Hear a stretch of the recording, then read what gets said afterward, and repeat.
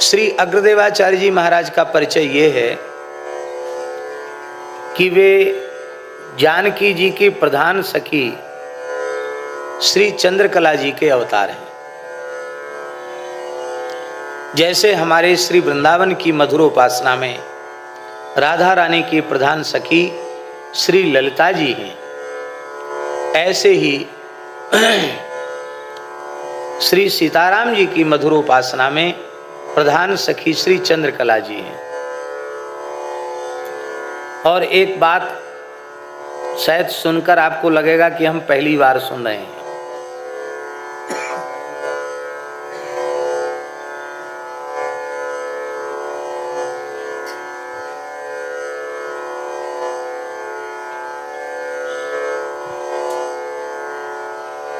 चंद्रकला जी के भी दो स्वरूप हैं।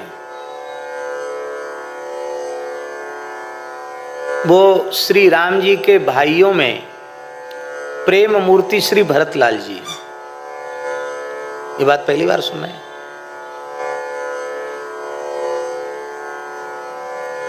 यहां सीताराम जी की मधुरोपासना में राम जी के भाई भी सखी स्वरूप में हैं। भरत जी चंद्रकला जी के स्वरूप में हैं, शत्रुघ्न जी सुभगा सखी के स्वरूप में हैं, लक्ष्मण जी लक्ष्मणा जी के स्वरूप में हैं, हनुमान जी चारुशीला जी के स्वरूप में हैं। और भरतलाल जी कौन हैं? भरतलाल जी के बारे में तो भरत महामहिमा सुनु रानी, जानहि राम न सकहि बखानी। राम जी जानते तो हैं भरत जी की महिमा, पर वर्णन नहीं कर सकते। क्योंकि अच्छा, भरत जी कौन है? भरत जी साक्षात राम जी ही हैं। राम जी खुद कहते हैं कि भरत में और मुझ में कोई भी अंतर नहीं है। भरत राम ही की अनुहारी, सहसा लखन सकहि नर नारी। ऐसा लगता है महाविष्णुस्तु भरता, भरत जी को महाविष्णु कहा गया। महाविष्णुस्तु भरता, महाविष्णु भरत जी हैं। इसका मतलब है एक तत्व से वे प्रेमास्पद बने हुए हैं एक रूप से, और एक रूप से प्रेमी बने हुए हैं। प्रेमी भरतलाल जी हैं, प्रेमास्पद रघुनाथ जी हैं। और ये दोनों की प्रेम की क्रीड़ा प्रेम तत्व को प्रकट करने के लिए। तो दरबार की सेवा में, बाह्य सेवा में भरतलाल जी के रूप में हैं, और श्री महल की सेवा में चंद्रकला जी के रूप में। हनुमान जी चारुशीला जी के रूप में हैं। इस संबंध में हमने संतों से, गुरुजनों से सुना है, पूज्य सदगुरुदेव भगवान श्री भक्तमाली जी महाराज से सुना है कि भगवान का राज्याभिषेक हो गया, हनुमान जी निरंतर सेवा में रहते हैं, लेकिन हनुमान जी थोड़े कमजोर होने लगे, दुर्बल होने लगे। तो हनुमान जी को दुर्बल होते हुए देख करके श्री जानकी जी को, माता जी को बड़ी चिंता हुई। और श्री किशोरी जी ने, रघुनाथ जी ने एकांत में महल में हनुमान जी को बुला के पूछा कि क्या कारण है, आपका शरीर दुर्बल हो रहा है। मैं बढ़िया बढ़िया मोहन भोग, हलवा, रबड़ी, मलाई सुंदर सुंदर बना बना के आपको पवाती हूँ, तो आप प्रेम से रुचि से पाते भी, फिर आप दुर्बल क्यों हो रहे हैं? कहा नहीं, कुछ नहीं। जब अधिक आग्रह पूर्वक पूछा तो श्री हनुमान जी रोने लगे। राम जी ने कहा इसका मतलब आपके भीतर कोई दुख है। ये पूछने पर और अधिक रोने लगे। तब सीताराम जी ने कहा जरूर कोई भीतरी तकलीफ है, भीतरी कष्ट है इनको। कहा देखो, हमसे नहीं बताओगे तो किसको बताओगे, बताओ क्या बात है। तो श्री हनुमान जी ने रोते हुए कहा कि प्रातः काल से शयन में जाने के पूर्व तक तो हमें आपके श्रीअंग की सेवा मिलती है। जैसे ही तो आपकी सखियां छड़ी लेकर खड़ी हो जाती हैं, कहती बस हनुमान जी यहीं तक आपका अधिकार, यहीं तक सेवा है, अब राम राम करो जाओ। तो रात्रिकालीन अदर्शन और सेवा का वियोग हमसे सहन नहीं होता है। एक एक क्षण युग के जैसा बीतता है। हम इस असह्य वियोग को सहन नहीं कर सकते। इतना सुनते ही किशोरी जी ने कहा कि महल की तो मर्यादा है, वहाँ सखी स्वरूप में ही प्रवेश हो सकता है, तो कोई बात नहीं, बाह्य स्वरूप में तुम इस रूप में पूजा सेवा करोगे और महल में तुम हमारी अंतरंगा सखी के रूप में सेवा करोगे। और श्री किशोरी जी ने उनके मस्तक पर जैसे ही हाथ पधाया, पीठ तक घुमाया, बस उसी समय हनुमान जी के श्रीअंग से एक सखी प्रकट हो गई। बस उसी समय हनुमान जी के श्रीअंग से एक सखी प्रकट हो गई। सखी का नाम है चारुशीला। क्या नाम है? ये राम जी का पक्ष रखती हैं। महल में जो मधुर लीलाएं होती हैं उनमें राम जी का पक्ष रखती हैं चारुशीला, और श्री किशोर दो पक्ष अनिवार्य हैं। तो वहाँ तो युगल हैं, प्रिया प्रियम, तो कुछ सखियाँ जैसे हमारे वृंदावन की उपासना में राधा रानी के पक्ष में रहती हैं ललिता जी, और श्याम सुंदर के पक्ष में रहती हैं विशाखा जी। आचार्य के माध्यम से, संत सदगुरु के माध्यम से जीव भगवान की सन्निधि को प्राप्त करता है, क्योंकि वेद में लिखा है आचार्यवान पुरुषो वेद, आचार्य निष्ठ गुरुनिष्ठ पुरुष ही भगवत तत्व का बोध प्राप्त कर सकता है। आचार्यवान पुरुषो वेद। वो अग्रदेवाचार्य जी महाराज गलता विराजे, और फिर श्री पयाहारी जी की आज्ञा से ही एक प्रसंग है, बहुत विस्तृत चरित्र है। उस चरित्र में श्री किशोरी जी सब अपने अलग अलग भाव दे रहे थे साधन साध्य के संबंध। श्री अग्र स्वामी जी ने कहा कि हमको तो न कोई साधन का बोध है और न साध्य का बोध है, हमको तो लगता है कि बिना कृपा के न साधन की प्राप्ति होती है और न बिना कृपा के साध्य की प्राप्ति होती है। इस मार्ग में, प्रेम के पथ में कृपा ही मूल है। अब योगी लोग योग की बात कहते थे, ज्ञानी लोग ज्ञान की बात कहते थे, कर्मकांडी लोग कर्मकांड की बात कहते थे। अग्रदेवाचार्य जी ने कहा कि मेरा विचार तो ये है, ये गलता जी की घटना है। तो लोगों ने कहा कि आपका ये व्यक्तिगत भाव है, इसमें प्रमाण क्या है? तब वो बड़े धर्म संकट में पड़े कि मैं क्या प्रमाण दूं। तब उन्होंने श्री किशोरी जी का स्मरण किया, और महाराज अष्ट सखियों के सहित किशोरी जी प्रकट हो गई, और उन्होंने कहा कि इस गोष्ठी में जिसने जो कुछ विचार दिए हैं वो सब के सब शास्त्रीय विचार होने के कारण ठीक हैं, लेकिन मैं अग्र अली जी के विचार से सहमत हूं। मेरे विचार से ये जो इन्होंने कहा है कि साधन और साध्य दोनों की प्राप्ति कृपा के बिना नहीं होती है, इसलिए इस पथ में कृपा ही मूल है, यही सिद्धांत सही है। और यह कहने के बाद कहा अग्र स्वामी जी को, अब मेरी आज्ञा है कि तुम रेवासा में जाकर के विराजो, वहां तुम्हें हमारे नित्य रास का अनुभव होगा, वहीं तुम्हें मेरा निरंतर मेरे प्रियतम के सहित सखियों के सहित नित्य विहार का अनुभव होगा, अब तुम वहीं रहो। तब आप वहां से चले हैं रेवासा में। लगभग 200 गाय उनके साथ थी। कितनी गाय थी? और श्री पयाहारी जी ने अपने सेव्य ठाकुर जानकी नाथ जी उनको प्रदान कर दिए। जानकी नाथ जी को पालकी में विराजमान करके, और लगभग 200 गाय थी और 200-300 संत थे साथ में, पूरी जमात थी, जमात लेकर के चले हैं। अब तो पानी की सुविधा राजस्थान में भी हो गई है। पहले कोई जमाना ऐसा भी था कि लोग कहते थे महाराज घी जितना चाहो उतना खर्च कर दो, पानी हिसाब से खर्च करना, घी से भी ज्यादा कीमती पानी। ऐसा राजस्थान का इलाका था। तो संतों की जमात और श्री जानकीनाथ भगवान चल रहे थे। ऐसे रेतीले क्षेत्र में, रेगिस्तान के क्षेत्र में पहुंच गए, जहां दूर दूर तक कहीं पानी नहीं था, रेत के टीवा जिनको हमारे यहाँ राजस्थान में धौरा कहते हैं। धौरा ही धौरा, ये तो धौरा की धरती है राजस्थान की। धौरे ही धौरे थे, पानी कहीं था नहीं, और साधु 1-2 दिन चल करके बिना खाए पिए न ठाकुर जी को भोग लगा। गाय भी प्यासी थी, क्या करें, लगा कि क्या प्राण निकल जाएंगे। अब लोगों को चलने की भी शक्ति नहीं थी। तब तक एक पर्णकुटी दिखाई पड़ी, सुंदर बगीचा दिखाई पड़ा। अब ये ध्यान में नहीं आया कि अभी थोड़ी देर पहले तक तो यहाँ कहीं कोई पेड़ पौधा नहीं, केवल रेत ही रेत के टीवा, और अब ये हरियाली कहाँ से आ गई। भगवान की लीला। बोले भाई हरियाली दिख रही, चलो वहाँ तक तो चलो।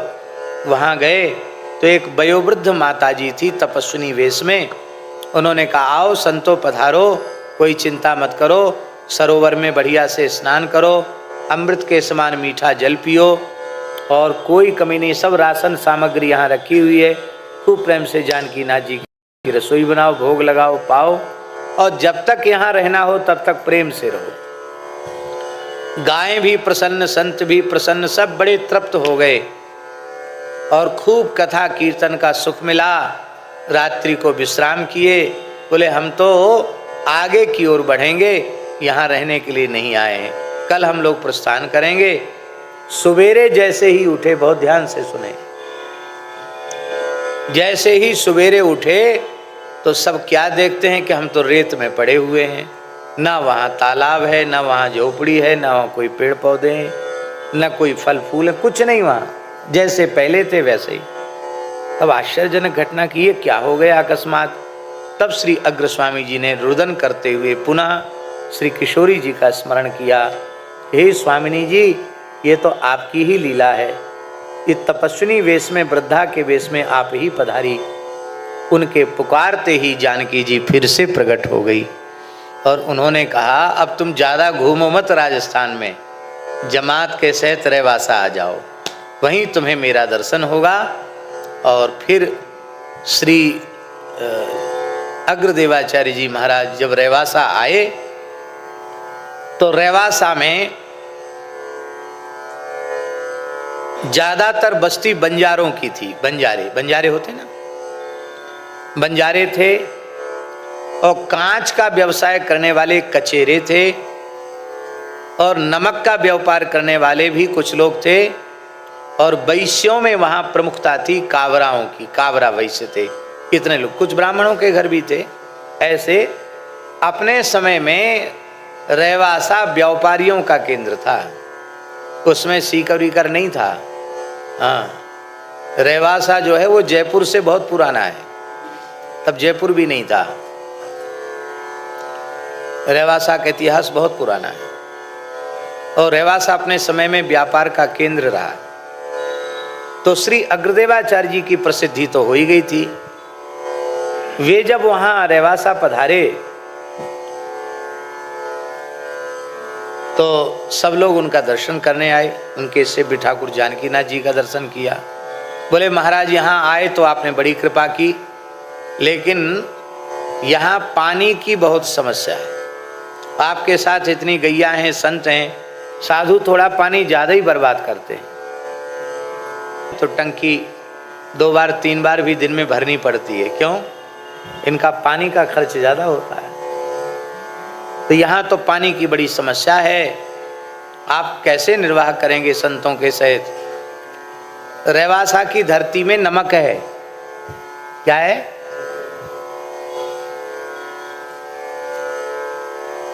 अपने ठाकुर जी के भी एक खेत में नमक है, वहां भी नमक बनता है। पानी बोरिंग से निकालो, खेत में डाल दो, थोड़ी देर में नमक हो गया। अब जिस पानी से नमक पैदा होता है, आप सोचो वो पानी कितना खारा होगा। तो एक तो पानी है नहीं बहुत गहराई तक, और निकालो तो नमक निकलेगा। तो प्रभु बहुत दूर से पानी आता है यहाँ, हम लोग बड़े कष्ट पूर्वक निर्वाह करते, पर व्यापार करते हैं, कहाँ जाएं? वर्षा के जल का संग्रह करके उसको पीने के काम में लेते हैं, दूर से पानी मंगाना पड़ता है। तब श्री अग्रदेवाचार्य भगवान ने अपना चिमटा उठाया और बट का वृक्ष आज भी है वहाँ, जैसे ही उन्होंने चिमटा भूमि में स्पर्श कराया और गंगा जी का स्मरण किया, साक्षात गंगा जी प्रकट हो गई। आज भी वह कुआं है जहाँ गंगा जी प्रकट हुई। गंगा जी प्रकट हो गई और उन्होंने कहा आज के बाद रेवासा गांव की सीमा के बाहर नमक होगा, रेवासा की सीमा के भीतर नमक नहीं होगा। आज भी रेवासा की सीमा के भीतर मीठा पानी, रेवासा के बाहर जाओ तो इतना खारा कि मुकुल्ला नहीं कर सकते आप। जहां पानी की समस्या थी उस जानकीनाथ भगवान के स्थान में रेवासा मठ में 7 कुआं, अब तो कुएं बंद कर दिए गए, अब तो केवल 2 ही हैं, 7 कुआं और 1 बावड़ी। आप सोचो राजस्थान में इतना पानी कहां से आया। अब तो सब सुखी हो गए। तो पहले तो जानकीनाथ जी के लिए छोटा सा निवास स्थान मंदिर जैसा कावरा वैश्यों ने ही बनाया था और श्री पयहारी जी महाराज 12 वर्ष रेवासा में विराजे। कितने वर्ष? जमात घूम के आते फिर वहीं रह जाते, 12 वर्ष तक विराजे वहां। गोस्वामी तुलसीदास जी महाराज 4 महीने विराजे अग्रदेवाचार्य जी के निकट और वहां जानकीनाथ जी का दर्शन करके ही उन्होंने पद गाया, जब जानकीनाथ सहाय करें तब कौन बिगाड़ करे नर तेरो। ये भेंट में पद गाया। और दोहावली कवितावली में तो जानकीनाथ जी के नाम से अनेक छंद आपने लिखे हैं दोहावली और कवितावली में। 4 महीने गोस्वामी तुलसीदास जी वहां विराजे रेवासा में। सिख परंपरा के प्रथम गुरु श्री जनक जी के अवतार श्री गुरु नानक देव जी महाराज वो 1.25 महीने विराजे रेवासा धाम में। और आगे चलकर सिख परंपरा के 10वें गुरु श्री गुरु गोविंद सिंह भी आकर के रेवासा धाम में विराजे। श्री वल्लभाचार्य महाप्रभु 1 रात्रि रेवासा धाम में विराजे। और जब रेवासा में अग्र स्वामी जी का उन्होंने दर्शन किया तो अग्र स्वामी जी ने उनका आदर किया। वल्लभनाथ दया के सागर श्री लक्ष्मण ग्रह प्रगट भये हैं, इलम्मा कोख उजागर। एक पद गाया उनके आदर में, उनके सम्मान में। वल्लभाचार्य जी 1 रात्रि वहां विराजे हैं। और बहुत परवर्ती काल में विवेकानंद जी भी वहां रहे। अपनी डायरी में विवेकानंद जी ने लिखा है कि मैं खेतड़ी, राजस्थान खेतड़ी है, खेतड़ी से पैदल चल करके आया जीण माता शक्ति का स्थान है, जीण माता आया। मैं बहुत भूखा था, वहाँ के पंडा पुजारियों से मैंने भोजन मांगा लेकिन उन्होंने साफ मना कर दिया। और वो अपनी डायरी में लिख रहे हैं विवेकानंद जी, कहा तुम कायस्थ जाति के सन्यासी हो, कायस्थ को सन्यास लेने का अधिकार कब से हो गया, हम तुमको कुछ नहीं देंगे खाने के लिए, आगे जाओ। कहाँ जाए? बोले रेवासा में मिलेगा। वहाँ किसी से पूछा नहीं जाता है कि तुम्हारा क्या, तुम्हारी जाति क्या है, तुम्हारा धर्म क्या है, वहाँ जाओ। वो रेवासा आए, लिखा वहाँ हमको खूब घी और खिचड़ी खा करके हम तृप्त हुए। ऐसा उन्होंने रेवासा मठ का नाम अपने डायरी में लिखा है विवेकानंद जी ने। राम स्नेही परंपरा के ऋण पीठ के मूल आचार्य दरियाब जी महाराज, ये ऋण पीठ की परंपरा भी रेवासा से निकली है। और श्री रामचरण दास जी महाराज शाहपुरा की परंपरा भी वहां से निकली है। 4 परंपराएं हैं राम स्नेही की, राम स्नेही संप्रदाय की।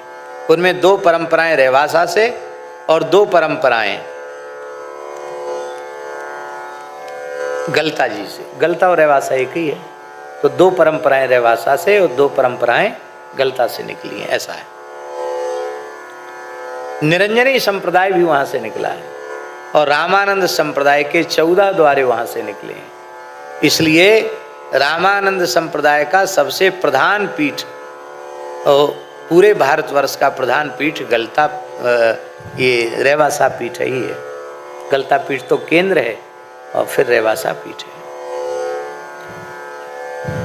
और हमारे पूज्य सद्गुरुदेव श्री भक्तमाली जी महाराज तो रेवासा पीठ के प्रति इतना आदर रखते थे, कहते थे हम सब लोगों का तो सबसे अधिक श्रद्धा का केंद्र रेवासा है। क्यों? कि भक्तमाल ग्रंथ का प्रादुर्भाव वहीं से हुआ है। 2 ग्रंथ ऐसे हैं, एक रामचरितमानस और एक भक्तमाल। गीता प्रेस ने भक्तमाल अंक छापकर और भक्तमाल ग्रंथ छाप करके आस्तिक जगत का, वैष्णव जगत का बहुत बड़ा हित किया है। ये काम श्री खेमका जी, राधे श्याम खेमका जी और श्री विष्णु प्रसाद चांदगोटिया जी, इन 2 से हमने कहा था और इन दोनों ने एकदम कमर कस के पहले भक्तमाल अंक 2.5-3 लाख लोगों के घर में पहुंचा, फिर भक्तमाल ग्रंथ भी सब जगह पहुंच गया। महाराज जी के मन में ये भाव था, उसकी पूर्ति हुई। तो महाराज जी रेवासा के प्रति इतना आदर रखते थे कि रेवासा की का कोई आदेश आ जाए तो और सब चीजें एक तरफ, रेवासा का आदेश एक तरफ। इतना। हमारी पहली कथा जयपुर में हुई, जीवन की पहली कथा, त्रिपोलिया बाजार और तारकेश्वर महादेव के सामने। वो कथा महाराज जी को ही कहनी थी। उसी समय रेवासा महाराज पूज्य स्वामी श्री राघवाचार्य जी महाराज का आदेश आया महाराज जी से कि महाराज जी इस बार अग्र जयंती पर श्री अग्रदेवाचार्य जी का कुछ साहित्य प्रकाशन करना है, उसके संपादन प्रकाशन का कार्य आपको ही करना है।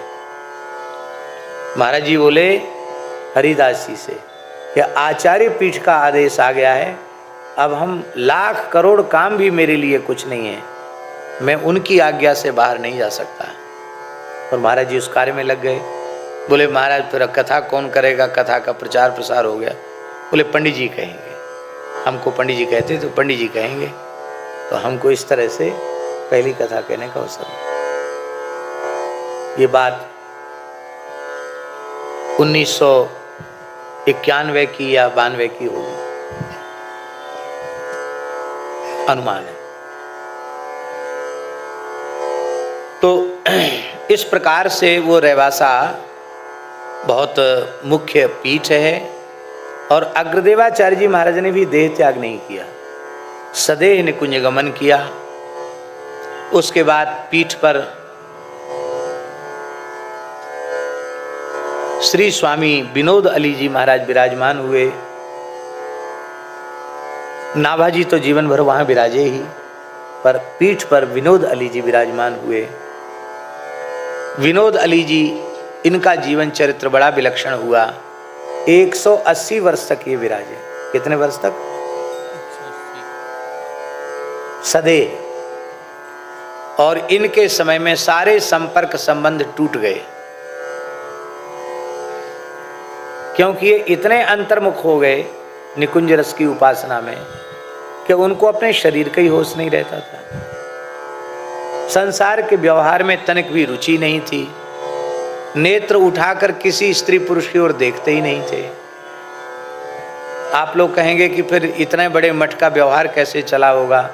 ठाकुर जी के उत्सव महोत्सव सब शिष्य प्रशिष्य करते रहे, पर आचार्य चरणों को किसी ने छेड़ा नहीं। और 180 वर्ष की आयु तक कुंज के बाहर ही नहीं निकले, बाहर निकले नहीं। इसके बाद रामचरण दास जी महाराज, ज्ञानदास जी महाराज, ज्ञाना अली जी, वो गद्दी पर विराजमान हुए। और इसके बाद श्री रामचरण दास जी महाराज गद्दी पर हुए। तो अग्र स्वामी जी महाराज, विनोद अली जी महाराज, ज्ञानदास जी महाराज और रामचरण दास जी महाराज, ये 4 आचार्य तक सदेह निकुंज गए, देह का त्याग ही नहीं किया। इसलिए भजन के परमाणु आज भी वहां इतने व्याप्त हैं कि कोई निश्चल निष्कपट हृदय का हो, वहां केवल रह जाए सीताराम सीताराम करते हुए, उसको तत्काल अनुभूतियां शुरू हो जाती हैं। आज भी किशोरी जी के नूपुर की ध्वनि वहां सुनाई पड़ती है। तो ये रेवासा धाम, माता जी का भाव था कि रेवासा के बारे में लोग जानते नहीं हैं, थोड़ा सा रेवासा के बारे में जरूर बता दिया जाए। तो हमने थोड़े रेवासा की चर्चा की। अभी पूज्य श्री स्वामी राघवाचार्य जी महाराज का जो वार्षिक उत्सव है वो भाद्र कृष्ण तृतीया से आरंभ हो जाएगा और भाद्र कृष्ण द्वादशी तक चलेगा। भारतवर्ष के अनेक पूज्य संत महापुरुष पधारेंगे, बड़ा उत्सव होगा। आप लोगों से भी आग्रह है कि आप लोग भी आइए, क्योंकि वो स्थल इतना बढ़िया है। वहाँ से जीण माता 8-9 किलोमीटर है, शाकंभरी बिल्कुल निकट है, खाटू श्याम 20-25-30 किलोमीटर खाटू श्याम है, सालासर भी वहीं के निकट ही है, सबके बीच में है। सालासर, खाटू श्याम, जीण माता और शाकंभरी इनके बीच में है। रेवासा में जो भी आचार्य होते हैं उनको सालासर में बुलाया जाता है और विधिवत उनका पूजन कराया जाता है, किया जाता है, और उनके प्रसाद पाने के बाद फिर भंडारा शुरू होता है। आज भी वहाँ परंपरा है कि पुजारी परिवार में बिना जनेऊ के तो मंदिर में जाते नहीं, तो यज्ञोपवीत संस्कार होगा तो गायत्री का उपदेश और मंत्रराज का उपदेश रेवासा पीठ पर विराजमान आचार्य ही करेंगे। पहले तो ये नियम था कि मंदिर में पुजारी को प्रवेश भी आचार्य ही कराते थे, लेकिन अब इतना बड़ा परिवार है, किसी की 1 दिन की सेवा, किसी की 3 दिन की सेवा, किसी की आधे दिन की भी सेवा जिनके यहाँ परिवार में बड़ी बट गई है, तो अब तो केवल यज्ञोपवीत वाला नियम है और बाकी नियम शिथिल है। ये रेवासा का परिचय हुआ। हाँ, जय जय श्री राधे, श्री कृष्ण गोविंद हरे मुरारे, हे नाथ नारायण वासुदेव, श्री कृष्ण गोविंद हरे मुरारे, हे नाथ नारायण वासुदेव, श्री कृष्ण गोविंद हरे मुरारे, हे नाथ नारायण वासुदेव, श्री कृष्ण गोविंद हरे मुरारे, हे नाथ नारायण वासुदेव, श्री कृष्ण गोविंद हरे मुरारे, हे नाथ नारायण वासुदेव, श्री कृष्ण गोविंद हरे मुरारे, हे नाथ नारायण वासुदेव। हमने कल यही कथा समाप्त की थी। शरीर को पोंछते ही तीर्थ के स्नान का पुण्य नष्ट हो जाता है।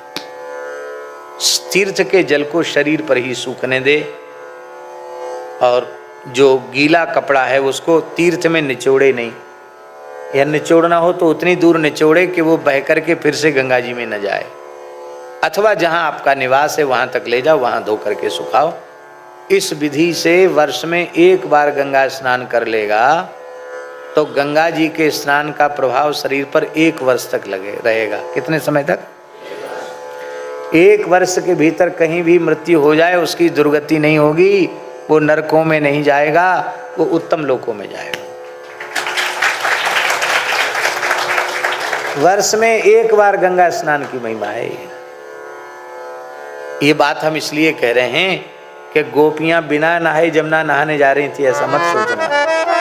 वो सब स्नान आदि करके आवश्यक कृत्य करके तब यमुना जी में स्नान और जल भरने के लिए जा रही हैं। और बदंती नाम उद्धवोगात कृतान्निका, प्रातःकालीन संध्योपासन करके उद्धव जी आ रहे हैं और गोपियां जा रही हैं, बीच में मिलन हो गया। उद्धव जी जो है ना, उनका वर्ण भी श्याम है और बिल्कुल श्री कृष्ण के जैसा ही रंग रूप है, बिल्कुल हूबहू। बाल के बराबर भी फेरफार नहीं उद्धव जी और श्री कृष्ण में। इसलिए तो भगवान कहते उद्धव जी में मुझ में अणुमात्र अंतर नहीं है।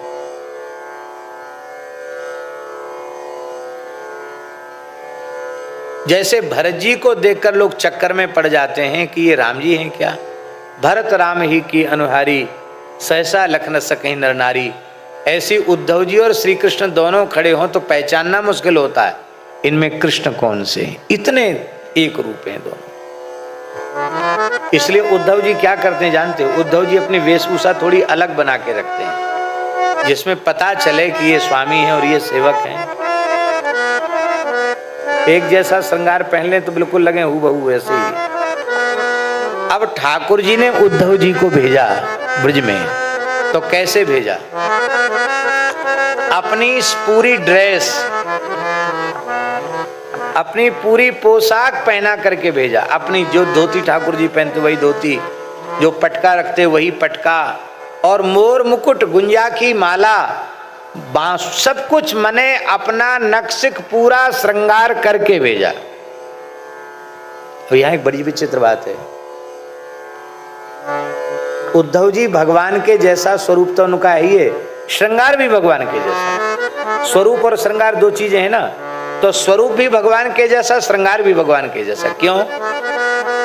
क्योंकि भगवान ने कहा कि मैंने गोपियों कहा कि मैं आ रहा हूं, तो मैं उद्धव रूप से आ रहा हूं। एक भाव ये। दूसरा भाव ये कि यदि अन्य वेशभूषा उद्धव जी की होगी तो पता नहीं गोपियां इनसे बात करेंगी कि नहीं करेंगी, क्योंकि उनके तन मन प्राण में, उनकी दृष्टि में तो केवल मैं समाया हुआ हूं। इसलिए मेरे स्वरूप में उद्धव जी को देखकर वार्तालाप भले ही हो जाए, वैसे वार्तालाप संभव नहीं है। तो पहले तो गोपियों को ये लगा कि श्री कृष्ण आ गए, अरे आगे आगे आगे, प्रीतम आ गए, आगे आगे दौड़ी।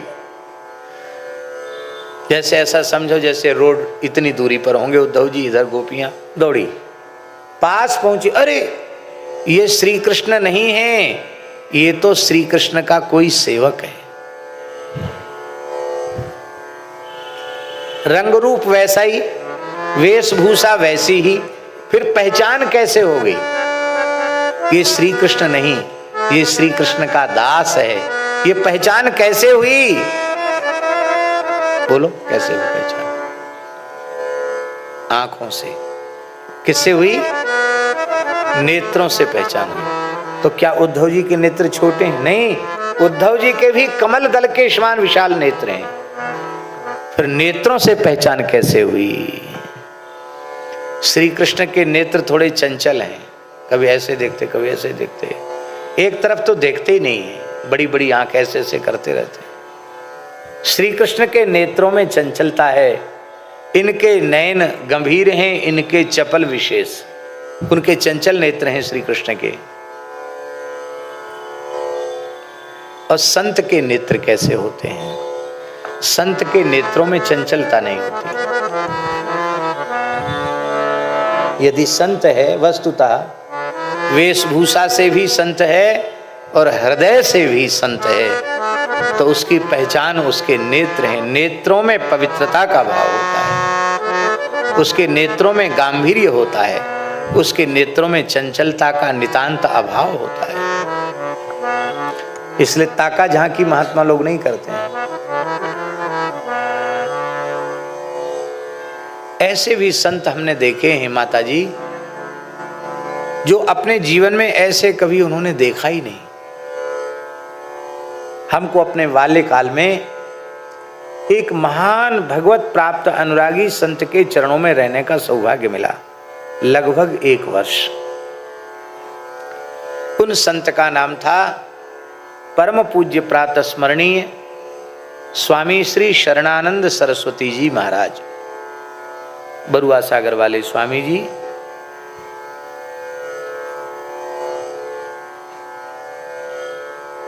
पूज्य स्वामी जगत गुरु शंकराचार्य श्री स्वामी ज्योतिष पीठाधीश्वर श्री ब्रह्मानंद सरस्वती जी के वे शिष्य थे, करपात्री जी के गुरु भाई थे, अद्भुत महापुरुष थे।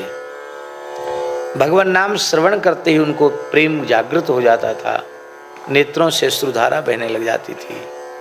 ऐसे प्रेमी अनुरागी संत थे महाराज, हम क्या बताएं आपको। इतना अधिक रुदन करते थे वो कि उनके ये गल गए थे रोते रोते, रात्रि को औषधि लगानी पड़ती थी। बहुत उच्च कोटि के महात्मा थे।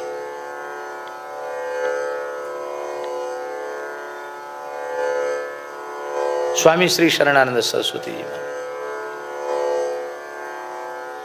स्पर्श तो किसी के भी शरीर का नहीं करते थे, न स्त्री के न पुरुष का। एक दो ऐसे होते थे जो उनके शरीर की जो निजी सेवा में थे वो ही स्पर्श कर सकते थे, बाकी नहीं। एक ब्रह्मचारी थे, वो उनका स्पर्श करते थे। इस बालक को भी अधिकार था कि हम तो बहुत छोटे थे, उनकी गोद में भी चढ़ जाएं तो उनको कोई कई बार स्वामी जी लेटते तो हम छोटे बच्चे थे, ऐसे ऐसे उनको करते तो कहते पंडित जी अब हम आपको दबा देते हैं। तो हाँ दबाओ। वो हमको दबाने लग जाते, हम उनको दबाने लग जाते। बच्चों से जैसे खेलते ना ऐसे खेलते। तो उनको हमने देखा स्वामी जी को, स्वामी जी की दृष्टि ऐसी रहती थी।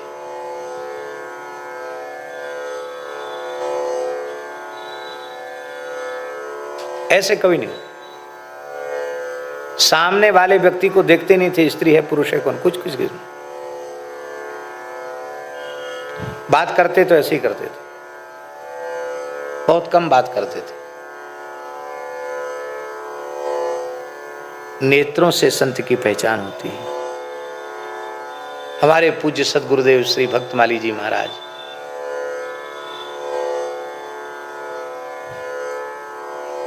उनके नेत्रों का दर्शन करें, कैसी सौम्यता, कैसी गंभीरता, कैसा प्रेम उनके नेत्रों में छलकता था। नेत्रों से पहचान होती है। प्रेम भिक्षु जी महाराज का चित्र देखो आप, उनके नेत्र कैसे हैं।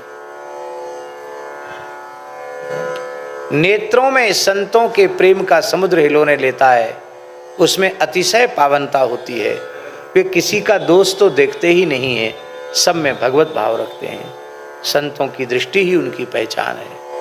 तो उद्धव जी की दृष्टि नीची है, उनकी नजर में चंचलता नहीं है, गांभीर्य है। इसको देखकर बोले ऐसी दृष्टि तो कृष्ण के किसी अनन्य दास की ही हो सकती है।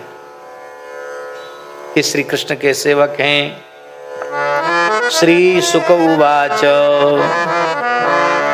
तम वीक्ष्य कृष्णानुचरम ब्रजस्त्रियः प्रलम्ब बाहुं नवकंजलोचनम पीतांबरम पुष्कर मालिनम लसन मुखारविंदम मणिमृष्टकुंडलम शुचिस्मिता कोयमपि च दर्शनः कुतश्च कस्याश्च्युत वेशभूषणः इति स्म सर्वाः परिबभ्रुरुत्सुकास्तमुत्तम श्लोकपदाम्बुजाश्रयम् तं प्रश्रयेण वनता सुसत्कृतं सब्रीडहासे क्षणसुन्दृतादिभिः रहस्य प्रच्छन्नुपविष्टमासने विज्ञाय संदेशहरं रमापते। अरे ये तो भगवान के संदेश वाहक दूत हैं। ये जान करके गोपियों ने उनका आदर किया और कहा कि प्रभु बैठ जाओ, तुम भगवान का संदेश लेकर आए हो प्रीतम का, तो सुनाओ संदेश क्या है। बैठ जाओ। कहाँ बैठ जाएं? जमुना जी का पुलिन तो ही रज है। गोपियों ने अपनी ओढ़नी बिछा दी। कौन सी ओढ़नी? जो कृष्ण विरह के आंसुओं से भीजी हुई थी। वो एक दो ने थोड़ी बिछाई, सैकड़ों गोपियों ने अपनी ओढ़नी बिछाई। आप विचार करो, 100, 200, 500 ओढ़नी बिछ जाएं तो मोटी गद्दी जैसी हो जाएगी ना। वो गद्दी आ दी गई। कहाँ बिछाई गई? हमारे मोहल्ले में। उसका दर्शन करने के लिए वृंदावन मलुकपीठ आना पड़ेगा। ज्ञान गुदरी मोहल्ला, उसी में उद्धव गोपी संवाद हुआ है। वो बिछा दिया ओढ़नियों को। ये बिछाकर बिठाया, इसका तात्पर्य क्या है? इसका तात्पर्य है प्रेम पीठ पर विराजमान कर दिया श्री उद्धव जी को। क्योंकि बिना प्रेम पीठ पर विराजमान हुए प्रेम का मर्म समझा नहीं जा सकता। प्रेम का तो उन पंडित जी के ही कोरे गमछा को श्री गोपालाचार्य जी महाराज ने ऐसे उठाया, धीरे से चरण की चौकी के पास रख दिया, उनके पैर से स्पर्श कराया चरण से, और फिर उस गमछे को जैसे ही कंधे पर रखा, उन पंडित जी के प्रेम जागृत हो गए। अश्रुकंप पुलक आदि भाव जागृत हो गए। अब वो महापुरुष की तो महिमा थी ही, हम समझते हैं श्री संत गोपालाचार्य जी की भी महिमा, क्योंकि उन्होंने संकल्प किया तो महापुरुष का प्रभाव प्रकट हो गया। नहीं महाराज, हम आपको क्या कहें, सावधानी हम लोगों में है नहीं, श्रद्धा जैसी होनी चाहिए है नहीं, प्रेम जैसा होना चाहिए प्रेम है नहीं। इसलिए संतों के गुरुजनों के अत्यंत निकट रहकर भी हम कोरे के कोरे रह जाते हैं, कुछ नहीं हमको मिल पाता है। इसी को हमारे पूज्य परमहंस जी महाराज कहते हैं, क्या करें बड़े दुख की बात है, दीपक तले अंधेरा। एक बार हम गए गौशाला में तो कई बार यही बात बोलते रहे, दीपक तले अंधेरा, दीपक तले अंधेरा। हमने कहा महाराज जी हम समझे नहीं। बोले आपकी वाणी का लाभ कितनी दूर दूर तक लोग ले रहे हैं, अब कितने लोग भजन में तीव्र गति से लगे हुए हैं, इसको कोई नहीं जानता है। अब बोले आपके बहुत निकट रहने वाले जितना लाभ उनको लेना चाहिए था उतना लाभ नहीं ले रहे हैं, इसलिए मैं बोल रहा हूँ दीपक तले अंधेरा। ये परमहंस जी ने कहा, ये मेरी बात नहीं है, किसी की भी बात।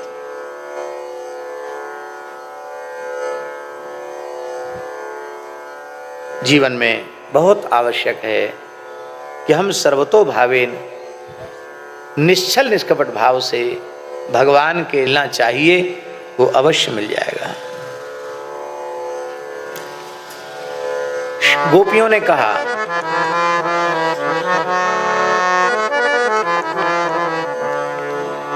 कि हे उद्धव जी, आप श्री कृष्ण के सखा हैं, पार्षद हैं, और उन्होंने आपको यहाँ भेजा है। हमारे लिए तो नहीं भेजा होगा, किसके लिए भेजा? बोले अपने मैया बाप के लिए भेजा होगा। क्यों? माता पिता से तो पुत्र का प्रेम होता ही है, उनके लिए भेजा होगा। क्यों?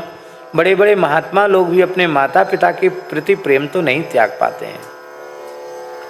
और देखो श्री कृष्ण की प्रीति कैसी है, वो तो हमारी समझ में आ गया। निश्यम तुजंत गणका अकल्पम नृपतिम प्रजा अधीत विद्या आचार्यम ऋत्विजो दत्त दक्षिणम। भौरा तब तक फूल पर मडराता जब तक कली का रस नहीं मिला, रस मिलते ही उड़ जाता है, हैं? तभी तक प्रजा राजा के पास रहती है, जब तक राजा को लगता है कि राजा योग्य है, नहीं तो प्रजा भी राजा को छोड़ के चली जाती है, अयोग्य राजा को प्रजा छोड़ के चली जाती है। पढ़ लिखने के बाद विद्यार्थी आचार्य को छोड़ करके, गुरु जी को छोड़ के चला जाता है। और ये पंडित ब्राह्मण लोग, इनको यज्ञ में जैसी दक्षिणा मिल जाए, लिफाफा मिलाने की पहले सूटकेस तैयार रखते हैं। नहीं नहीं महाराज, इतने दिन तो व्यस्त रहे, 2-4 दिन और रहो, आपकी कुछ सेवा करेंगे। नहीं नहीं, अब हमको बम्बई जाना, कलकत्ता जाना, यहाँ जाना, नहीं रुकेंगे, 1 मिनट नहीं रुकेंगे, चले जाएंगे। ऐसे ही श्री कृष्ण हमें छोड़कर चले गए हैं। और गाते गाते प्रेम में विभोर हो गई। बाल लीला, किशोर लीला गाते गाते गोपियां प्रेम में डूब गई। और इसी बीच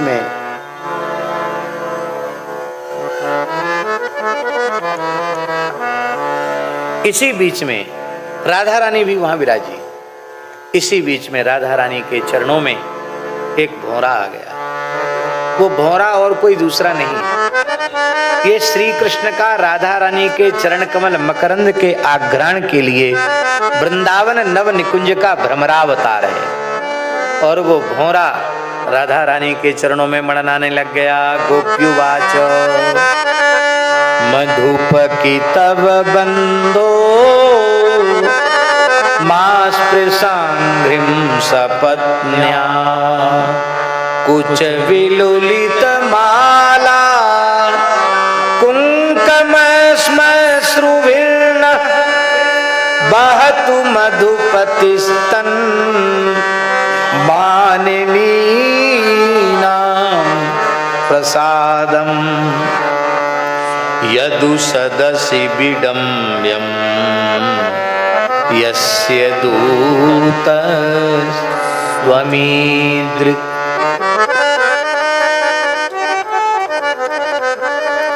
अब ये श्लोक इतने रसमय हैं, इतने गंभीर हैं कि इनकी चर्चा बहुत जल्दी संभव नहीं है। हमारा ऐसा अभ्यास नहीं कि हम फट से कह दें।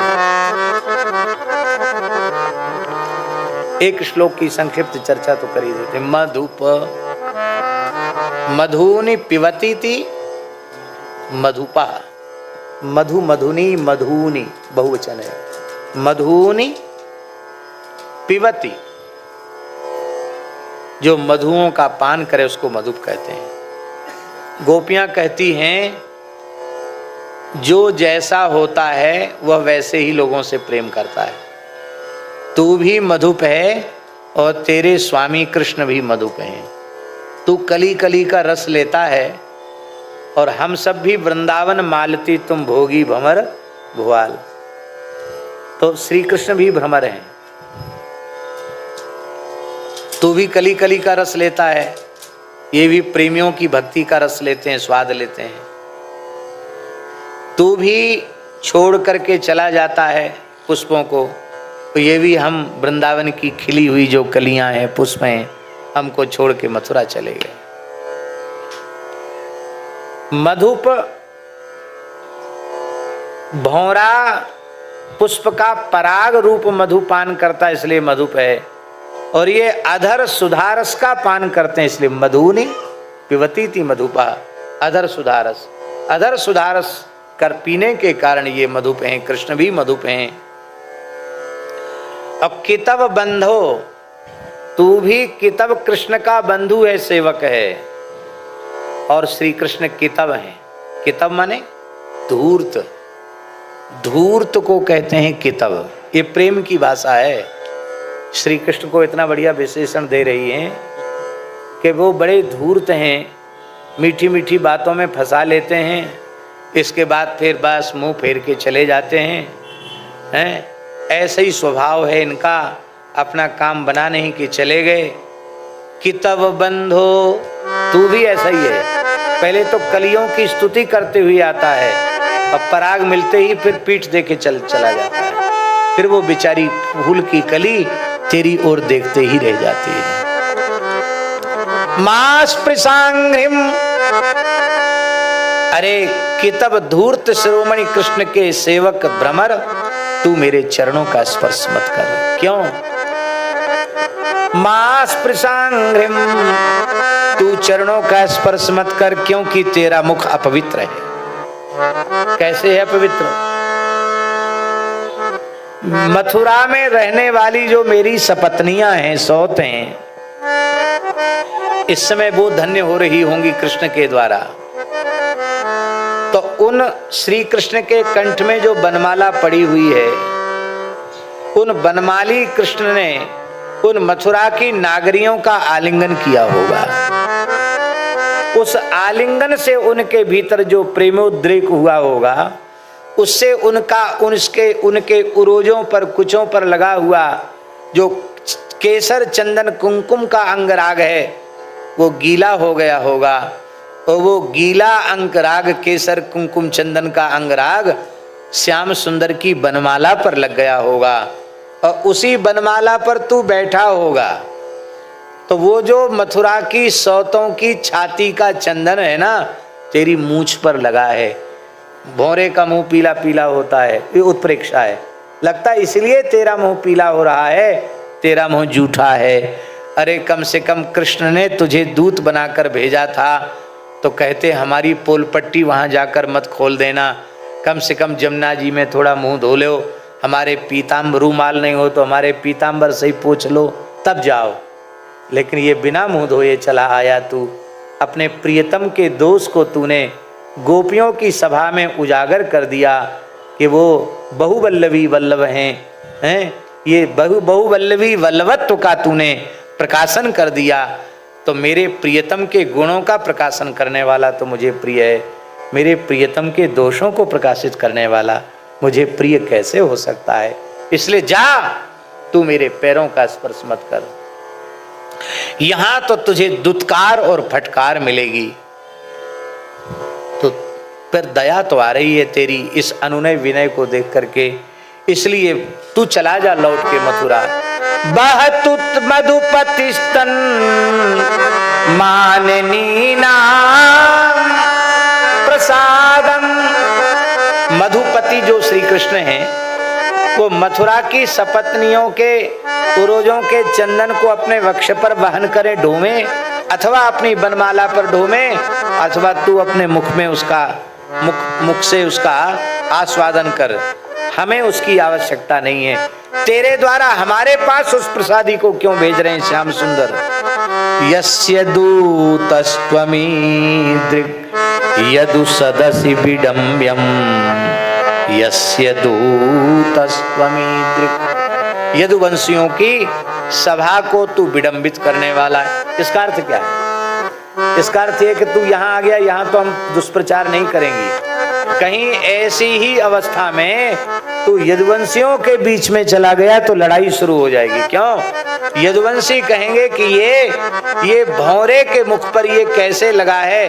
उनको लगेगा कि ये भौरे के मुख पर इसलिए लगा है क्योंकि हमारी नाम का चंदन है। इसका मतलब है ये कृष्ण की बनमाला पर बैठा होगा तो श्री कृष्ण का बहुबल्लभी बल्लभत्व उजागर हो जाएगा। फिर श्री कृष्ण के प्रति भी दोष दृष्टि वहां के लोगों में आ जाएगी और उनसे वैर विरोध हो जाएगा। इसलिए तू यहां से चला जा। ये निंदा नहीं है, ये स्तुति है, ये प्रेम की पराकाष्ठा है। एक एक विलक्षण बात है, क्या कहें।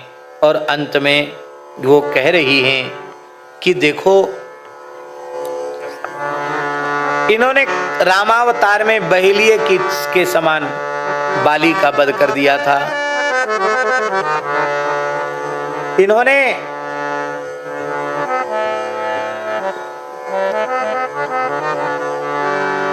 सूर्पनखा के नाक कान काट लिए।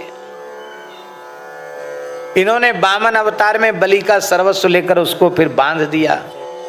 इनकी तो आदत ही ऐसी है, पहले प्रेम करते हैं फिर रुलाते हैं। ये उनका पुराना अभ्यास है, हैं?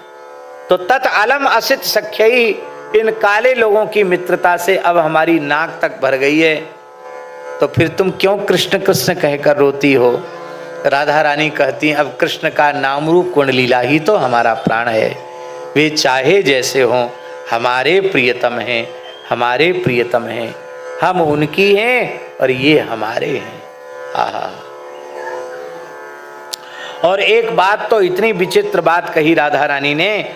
राधा रानी ने कहा कि किसी को संसार से प्रेम हो तो उसको कथा नहीं सुननी चाहिए। आपको यदि अपने लड़के बच्चे अच्छे लग रहे हों, मकान दुकान व्यवसाय अच्छा लग रहा हो, तो कथा मत सुनना। राधा रानी सुनना, और कहीं कथा सुनने बैठना तो ईमानदारी से मत सुनना। थोड़ा इधर उधर मन भटका के तब सुनना। क्यों? कि कथा के रस की लगेगा, आपका बसा बसाया संसार उजड़ जाएगा। यदनुचरित लीला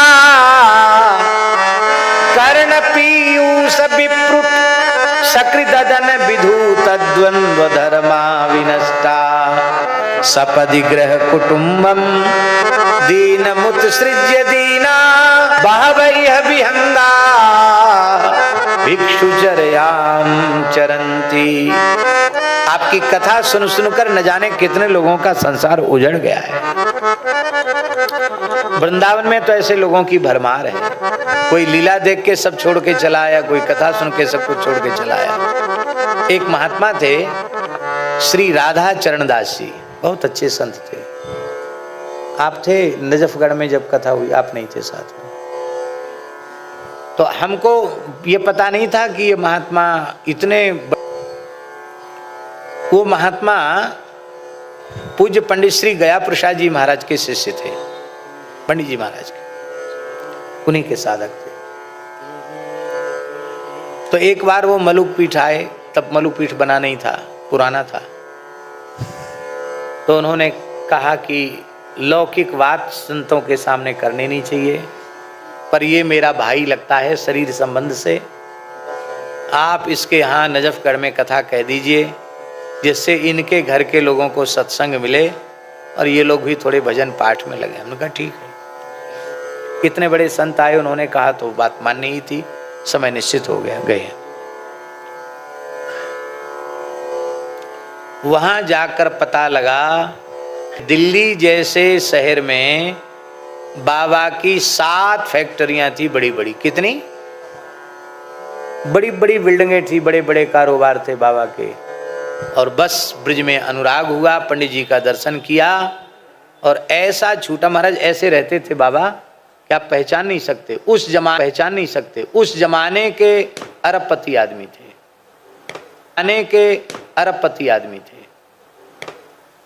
के यहाँ टुकड़ा मांगकर खा लेते, फटा पुराना मैला कुचैला कपड़ा, वाहन पर चढ़ते नहीं, पैदल चलकर आए थे वहां से वृंदावन, बरसाना रहते थे।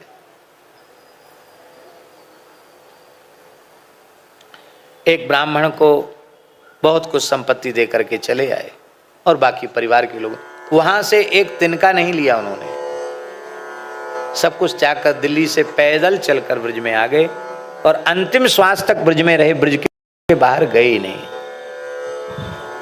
ये बात हम इसलिए बता रहे हैं कि ऐसे न जाने कितने लोग हैं? श्री रूप गोस्वामी पाद, श्री सनातन गोस्वामी पाद, श्री जीव गोस्वामी पाद, ये सब बड़े संपन्न परिवार के, उस जमाने के राजा महाराजा हैं। गौड़ देश बंगाल होते सभी अधिकारी, हाय गए भवन भंडार रतन भूभुज उनारी। सब कुछ त्याग कर वृंदावन में चले गए। तब आप लोग ये ना सोच लेना कि हम बोलें कि बेईमानी से कथा सुनो। भैया मनुष्य जन्म का फल यही है कि कभी कथा का स्वाद ऐसा लग जाए कि हमारा संसार छूट जाए। न जाने कितने जन्मों से पैदा हो रहे हैं, मर रहे हैं, क्या इसी में कोल्हू की बैल की तरह लगे रहेंगे? हे नाथ, अब तो ऐसा जीवन दो, अब प्रभु कृपा करो यही भांति, सब तज भजन करो दिन राति, ऐसा जीवन हो। हर मनुष्य को ऐसे पवित्र जीवन को जीने की कल्पना करना चाहिए। इसलिए भगवान ने आओ पूरे रथ को उपहारों से भर दिया और उद्धव जी ने रोते हुए भगवान से कहा, आशा महो चरण रेणु जुषामहं श्याम वृंदावने किमपि गुल्मलतौषधीनां यादुस्त्यजं स्वजन मार्य पथंच हित्वा भेजुर्मुकुंद पदवीं श्रुतुभिर्विमज्ञां। इन गोपियों की चरण रज मुझे मिल जाए, गोपियों की चरण रज यदि उद्धव रूप से सुलभ न हो तो हम वृंदावन की लता बन जाएं, गुल्म बन जाएं, औषधि बन जाएं। जो लोक वेद को भी त्याग करके जिन्होंने श्री कृष्ण से प्रेम किया, दुर्जर गेह की श्रृंखला को तोड़ दिया, उन गोपियों की चरण रज को अपने मस्तक पर धारण किया है। उद्धव जी ने ब्रज यात्रा की है। सबसे पहली 84 कोस ब्रज की यात्रा उद्धव जी ने की है। ये ब्रज यात्रा का प्रवर्तन ही उद्धव जी ने किया। ब्रज के सभी गांवों में गए, सभी लीला स्थलों का दर्शन किया और अब जब लौट के मथुरा आए तो भगवान ने कहा, हंसते हुए भगवान ने कहा, कहो उद्धव जी, आप कहते थे कि कैसे मोहग्रस्त की तरह रोते धोते, अब तुम्हें क्या हो गया? अरे बोले महाराज वही बीमारी हमको लग गई है, अब हम भी रोना धोना शुरू कर दिए हैं, अब जल्दी चलो ब्रज में, हम कह के आए हैं। तब भगवान ने अपने स्वरूप का दर्शन कराया, जहाँ रोम रोम में गोपी, रोम रोम में गाय, रोम रोम में ग्वालवाल, सब कुछ ब्रज, 84 कोस ब्रज और ब्रजवासी सब श्री कृष्ण के श्री अंग में है। देख करके उद्धव जी निहाल हो गए। भैया ये उद्धव गोपी संवाद इतना अद्भुत है, इतना रसमय है, इसको श्रवण करने के बाद यदि श्री कृष्ण में प्रेम नहीं हुआ तो मनुष्य का दुर्भाग्य है। हम सब प्रार्थना करते हैं कि गोपियों की चरण रज हम सबको भी मिले, वृंदावन की रज हम सबको भी मिले।